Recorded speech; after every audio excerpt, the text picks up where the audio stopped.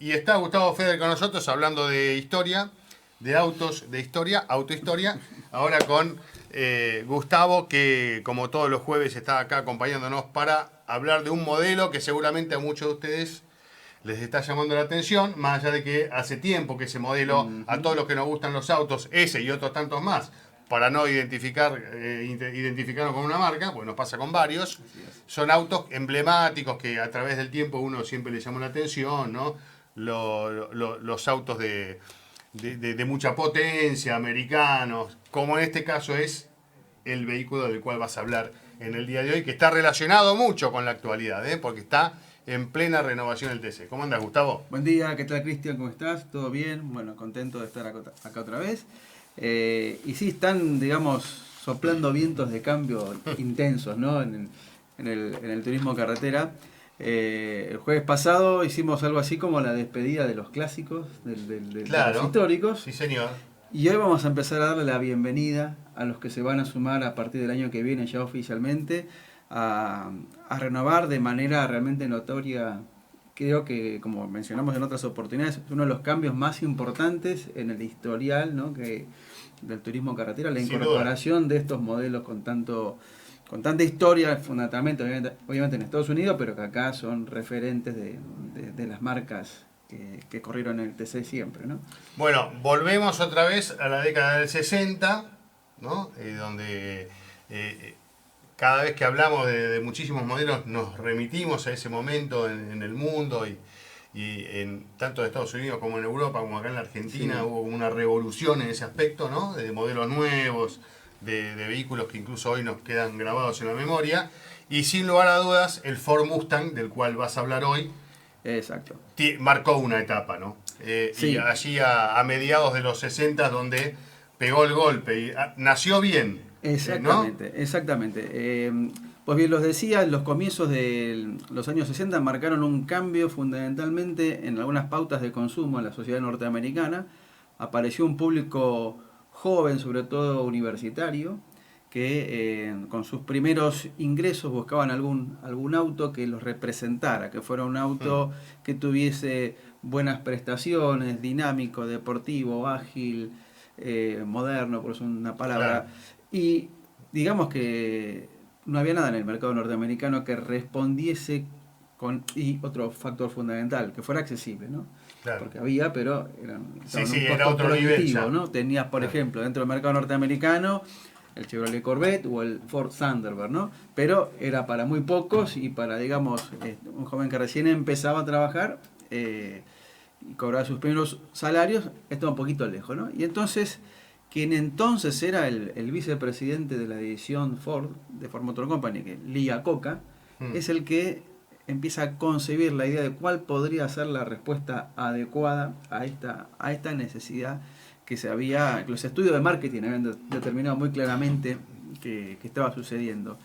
Ahora, el gran desafío era lograr todo esto, es decir, un auto deportivo, un auto con buenas prestaciones y hacerlo accesible. ¿Cómo lo haces accesible, no? Entonces, claro, la magia fue tomar como punto de partida autos que estuviesen, o la plataforma de autos que estaban en producción en ese momento, y bueno, obviamente Ford tenía a mano el Ford Falcon, nuestro conocido Ford Falcon, que fue algo así como quien prestó sus órganos, ¿no?, claro, principales para darle nacimiento pero a que está Mustang, bueno, ¿no? este dato me encantó porque hoy que estamos hablando de esa renovación Sí, de Ford, de este sí. modelo en el TC, pasó eso en los 60, ¿no? Que el Mustang partió del Falcon y del Fairlane en parte también, ¿no? También, claro. Que también estuvo en el turismo carretera. Y como que, bueno, está bien, llegó un poco más tarde acá la renovación, pero Sí. se da ese proceso otra vez en la actualidad. Sí, hay un dato curioso de las estadísticas o de los números, ¿no? Porque el Mustang se presenta en Estados Unidos el 17 de abril del año 64, ¿no? Ese año aparece el primer compacto en el turismo carretera, ¿no? Cuando debuta el Chevy 2 y Claro. después, o sea que es un poco curioso. Y el próximo año, que el Mustang va a estar cumpliendo 60 años, bueno, va a debutar oficialmente en el TC a partir de esta renovación. Son datos que realmente son curiosos, pero que redondean una historia interesante. Claro, ¿no? ya vamos a ir a lo deportivo porque hay algo para contar también Sí, algo muy importante. del Mustang en aquellos tiempos, en el automovilismo argentino. Pero otro de los datos que me llamó la atención es, primero, el propio logo del Mustang, Sí. que como que representa rebeldía, ¿lo Claro, contás? es el caballo salvaje, el Mustang era un caballo, que solía girar en las carreras de caballo en sentido contrario, ¿no? Al resto. O sea que era como desafiante para mostrarse diferente al resto, ¿no? De algún modo el Mustang quería representar eso, una Claro. rebeldía, algo diferente. Sí. Y lo va a lograr primero con un estilo único, porque más allá de que la mecánica era estándar, esta idea de tener solamente dos carrocerías, ¿no? Un hardtop, dos puertas y un cabrio, marcaron claramente a dónde apuntaba. Y fue un éxito realmente impresionante. Otra de las claves de la buena visión que tuvo Iacocca es que, si bien es cierto que el Mustang parte del Falcon, el Mustang más estándar tenía el motor 170, el mismo del Falcon que se fabricaba en Pacheco Sí. en esos años, caja de 3 con la selectora puesta en el piso, pero a partir de eso se podía optar por un montón de combinaciones de motorizaciones y transmisiones, ¿no?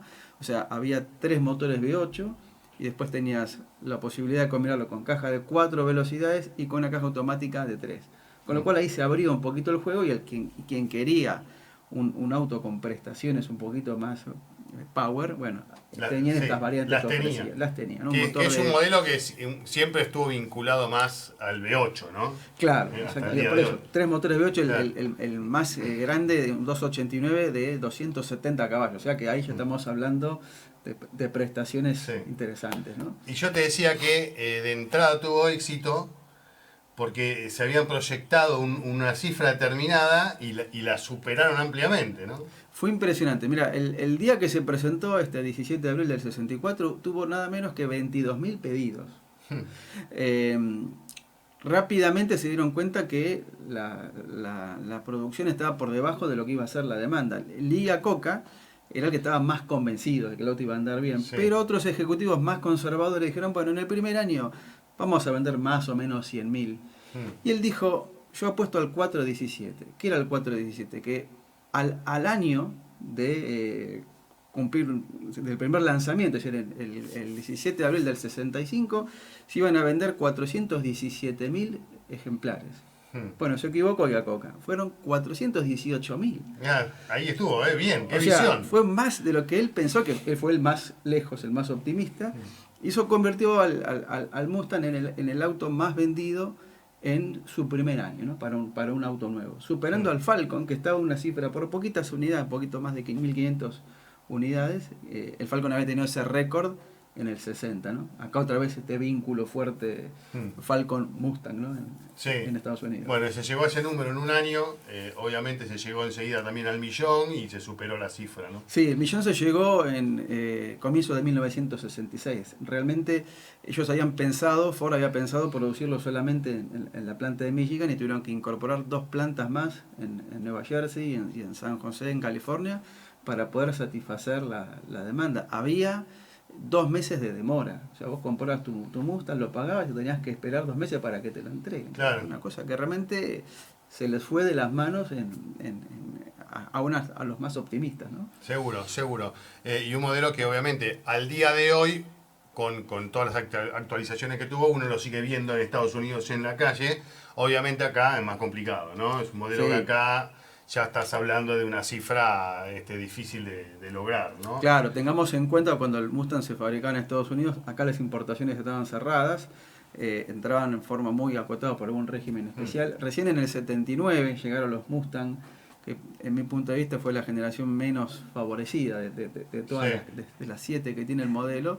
Y recién en los 90, bueno, otra vez con otro periodo de apertura, vinieron más unidades, y actualmente ya hay versiones, pero bueno, a un costo casi prohibitivo, ¿no? Para el bolsillo nuestro, ¿no? ¿De qué estamos hablando? ¿$100.000? No tengo los números actualizados, pero más o menos, de andar por ahí. Sí, o más también, ¿no? Pero lo pueden consultar la gente en la página de Bueno, Ford, sí, pero- fíjate, cuando con el tema del aguinaldo, capaz que... Claro, puede con caer. con este refuerzo por ahí se pueda llegar Eh, a un número importante. ¿Vamos a la época deportiva o te quedó algo más para sumar de esto? Mira, quería decir algunas cositas respecto al diseño, porque estuvo muy claro de entrada cómo tenía que ser el auto, ¿no? Es decir, acá estamos viendo uno de los prototipos, de las maquetas a escala real.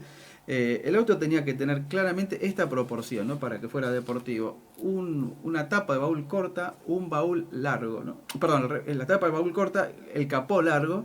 El capó largo significa potencia, significa un motor grande de elevadas prestaciones, y esto le da no solamente una dinámica al perfil del auto, sino que supone que debajo del capó hay algo que musculoso e interesante, ¿no? Claro. Así que bueno, eso es importante también tener en cuenta, que estuvo claro desde el primer momento en que se concibe la idea del auto, ¿no? Exacto.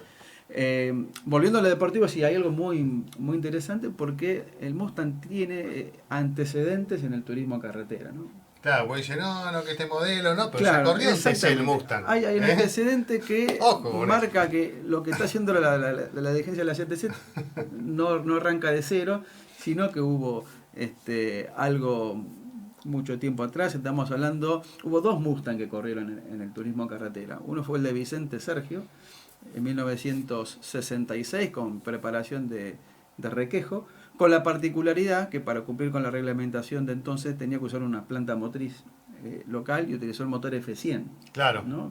Que El Torino pasando ahí también. Claro, en ese momento lo utilizaban las cupecitas, y se empezó a experimentar también en el Falcon, ¿no? Y el otro piloto referente del Mustang que corrió en Argentina, o el otro Mustang, lo corrió Oscar Cabalén. Cabalén se había importado de manera particular un modelo del año 65, corrió en turismo mejorado, y es más, ganó recién veíamos las imágenes del lanzamiento del turismo histórico, de la recreación, ¿no? Que hace el Automóvil Club. Bueno, él gana en 1966 la edición del turismo estándar con un Mustang, mostrando las posibilidades que el auto tenía, con bastante ventaja, y debuta con el Mustang en el 67, también con motor F100, y lo más importante es que gana. No Claro. solo que Mustang corrió, ganó una carrera en La Pampa en junio del 67, dejando un antecedente importante. Este que estamos viendo acá es el de Sergio, que estaba más modificado, ¿no? Fíjate, con la trompa perfilada. Sí. De algún modo está inspirado en los trabajos que venía haciendo Carroll Shelby con los Mustang Fastback. Pero el de Cabalén era más estándar, era el auto, acá está, lo vemos, el auto más de calle, como se lo comercializaba, ¿no? Así que bueno, Pero marcó una época en el turismo carretera, no marcó una época, digamos que puso un sello ahí, dejó un apareció antecedente. fugaz, Dejó ¿no? un antecedente, acá estuve, ganó, es decir, mostrando, digamos que gracias a eso, después lo contrata Ford a Cabalén, bueno, como piloto oficial, va a correr en el prototipo Ford, bueno, y lamentablemente va a perder la vida justamente probando uno de esos ejemplares, ¿no? No, lo que quiero aprovechar de estas imágenes que son espectaculares, que primero el susto de ver cómo pasaban los autos con la gente parada ahí al lado, sí. ¿no? Mira, Sí, estas cosas, da una escalofríos. locura total, ¿no? Pero por otro lado, como en estas imágenes se ve claramente la renovación del TC en ese momento. Exacto. Que pasaba un Torino, pasaba una copecita, pasaba el Mustang, pasaba, ¿no? En estas imágenes queda claro cómo era el proceso en esos tiempos de renovación del TC. Sí, Lo que ahora, bueno, obviamente se va a vivir cambiando las épocas y, bueno, teniendo en cuenta las diferencias y todo, pero bueno, se está entrando en una etapa de este tipo. Así es. De algún modo hay un vínculo con el nacimiento del Mustang que hoy estamos viviendo en estos cambios tan trascendentales de la categoría, que bueno, ahí está, ¿ves? Buena hora, ¿no?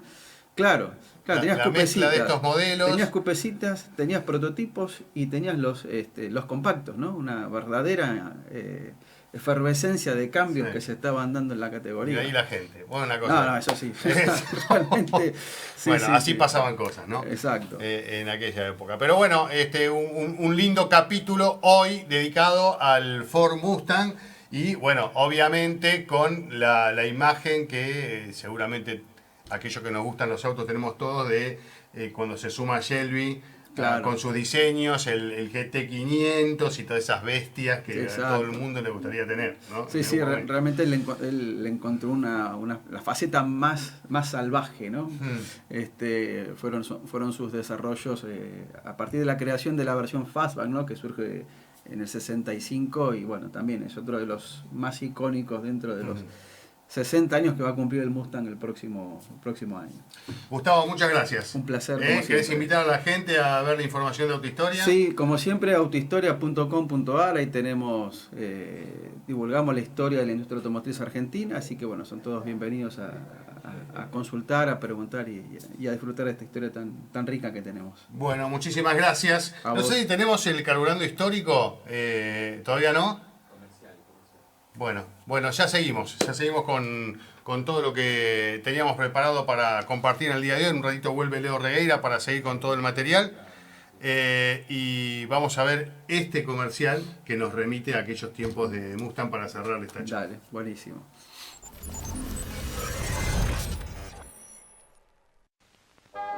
Have you heard about Henry Foster? He owns the antique shop in town. Every day for 17 years, Henry's had his lunch right here at the Buttercup Tea Shop.